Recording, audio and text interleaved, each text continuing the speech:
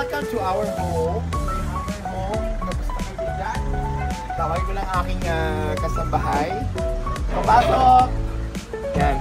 So, ito nga pala ang aking kasambahay.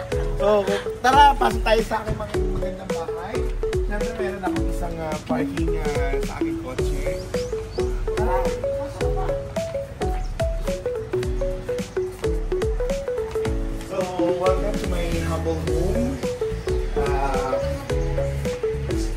Ayan. So, pasok kayo. Ganito lang kasimple ang aking bahay. Meron akong chandelier. Ayan. So, ito lang po. Ayan.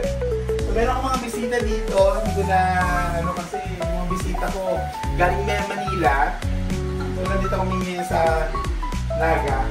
Ayan. Bahay ko sa Naga? Yan, yung bahay ko sa Naga. Ayan. Siyempre, wala naman yung rep. Kasi ka-uwi ko lang. This is the first CR. May tao. Masensya ka na may tao. Eh tara, punta tayo sa taas, sa second floor.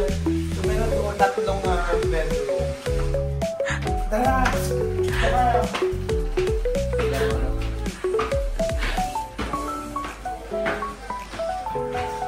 So, pag gusto nyo mag-chill dito sa veranda, hindi, terrace pala ito.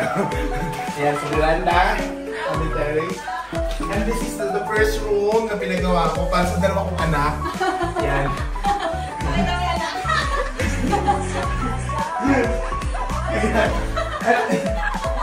And this is also the master bedroom.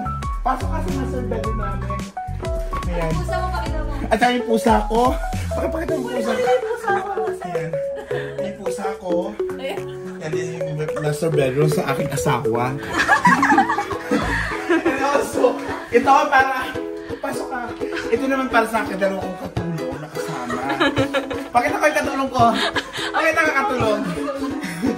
Ayan, yung isang katulong. Isa kong katulong. Kasama ko from Manila. Ito pa yung isa kong katulong. Ayan. Dalawa kong katulong. Okay, thank you. Bawal kayo masyadong. Kilala mo yung may ate.